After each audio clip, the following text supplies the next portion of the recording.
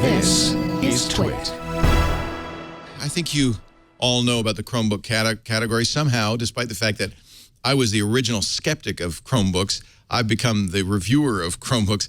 And I have to say, I've kind of come around. I see schools using them. Michael, my 12-year-old, uses a Chromebook in his school. It's mandated by the school. It's part of their one-to-one program. I think 21% of computers bought by schools last year were Chromebooks. There's a real use case for Chromebooks. And I, like probably a lot of you, initially said, well, it's just a browser. It's not a computer. That's crazy. What was really crazy is 2 years ago in 2013 when Google came out with this, the Chromebook Pixel, for $1,200. It was a Chromebook, same thing, Chrome OS. It's just a browser kind of thing. But it was like, if spare no expense, how would it be? What would you make? And there are people who love it. I thought it was pretty great. Still wasn't completely sold. It wasn't as fast as I wanted it to be. It wasn't mature yet. Fast forward 2 years, and I've started to use Chromebooks more and more and become happier and happier with them. And Google has released a new one. Let me log into this. One of the things about Chromebooks that's great is that once you log into your Google account, they immediately get all the settings, the wallpaper, everything. So within maybe 10 minutes of signing on to Wi-Fi and logging onto your Chromebook, it's identical to your previous Chromebook. And this, in fact, if you look at it, does look very similar to the original Chromebook Pixel. There's fewer ports, different ports too, Type-C charging, USB connectors, a headphone port on this side, an SD card slot, which is kind of not super useful. It does mount flush, so you could use it as extra storage if you wished. And a second Type-C slot. That's kind of cool. The Type-C connector is for power. That means you could put power on either side of the Chromebook and have video or data come out of the other side. So it's a very flexible setup that way. Again, the Chromebook is a weird 3.2 aspect ratio, the Pixel, like last year or 2 years ago. But it is the best looking Retina display I've ever seen, and just gorgeous. It's also a touch screen, so it is a lot faster. This is a Core 2, what is it, an Intel i5 processor, Haswell, amazing battery life. It says I have 14 hours. I've got between 9 and 12 hours on a single charge each time, which is really great. You can carry it around. And it is super fast. So with the 8 gigs of RAM, fast SSD storage, watch how quick it is to turn it off and then turn it back on again. Let me sign out of my Chromebook here. It takes a while to shut down, so let me do that. I'm going to shut down. Now watch, as I turn it back on again, start counting, ready? Just turn it on, 1001, 1002, 1003, 1004, 1005. It's booted up. So 5 seconds boot up. Now, of course, I'm going to log in, and you shouldn't look while I log in. This is one negative to the Chromebook, is the only way to log in is with your Google account. And if you, like me, have a nice, long, complicated Google password, that's kind of a disadvantage. I had to end up memorizing it. It is a touch screen, and that's actually pretty awesome. Let's go to, I don't know, twit.tv, and I'll show you why this is cool. The touchscreen now lets you pinch and zoom, so if I see something and I want to see more detail, I can pinch and zoom on it, which is great. I can also, of course, scroll. I don't use touch all that often, but the times you want to use touch, it's great. Also, Chrome OS has gotten more mature. In fact, if you look at the taskbar, it really almost feels like a full-blown operating system. It's kind of a Windows-style taskbar. It even has a start menu, and in the start menu are apps. Some capabilities are added via extension. Those show up here. Some are added by apps. Those will show up down here. And apps are kind of full screen, so they're more like an actual application. For instance, I can launch Authy, which is a authentication program. You see it launches as a window, just as an app would. I've also got a chat on here now, which is cool. And so I can do a lot of the things I would do, Evernote, on a regular computer as an application as well, on the Chromebook. It really does feel like a full-blown computer system.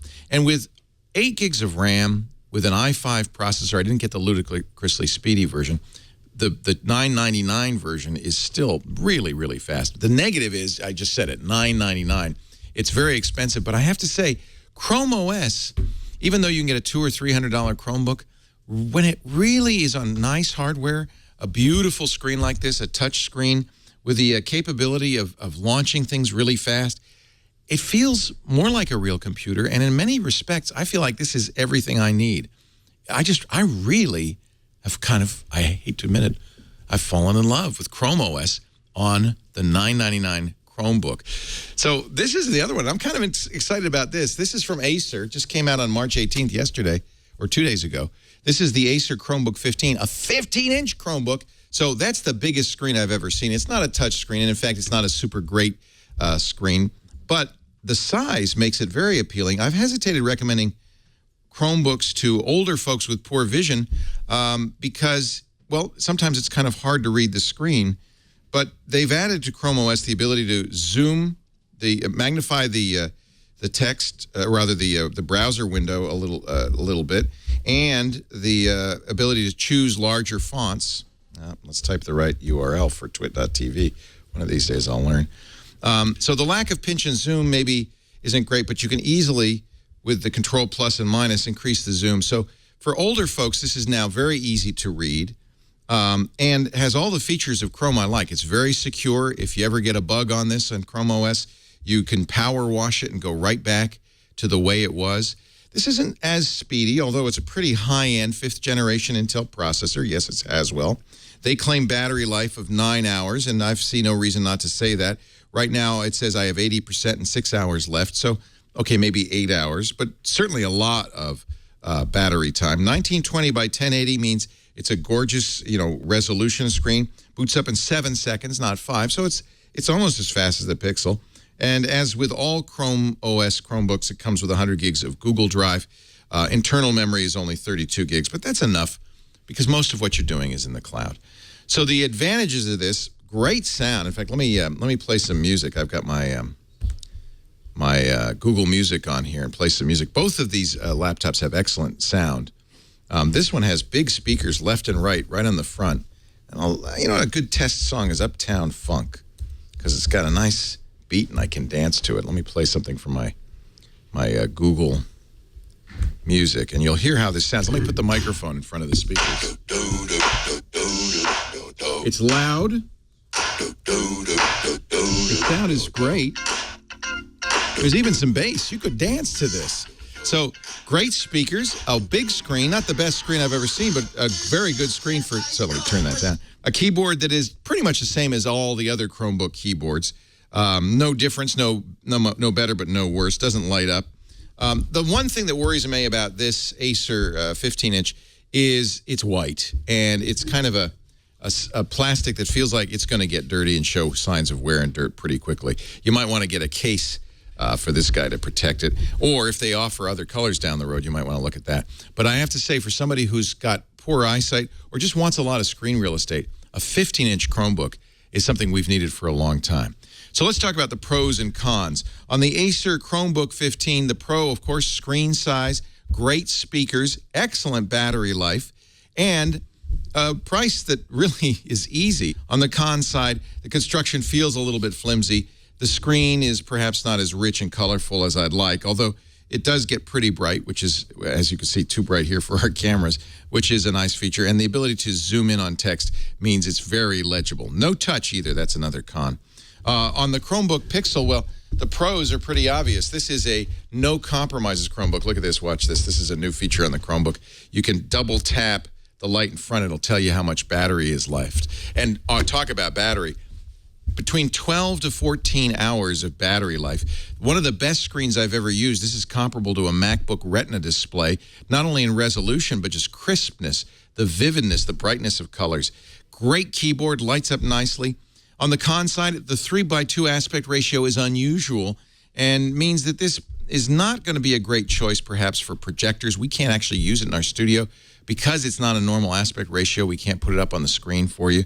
And the biggest con, of course, in the Chromebook Pixel is the price, $999 for the base model. If you want the ludicrously speedy model, the LS, that's $1299 for a faster processor and more memory. This is an excellent notebook. In fact, both of them are, and I would recommend both. I'd say they're both a buy depending on your needs.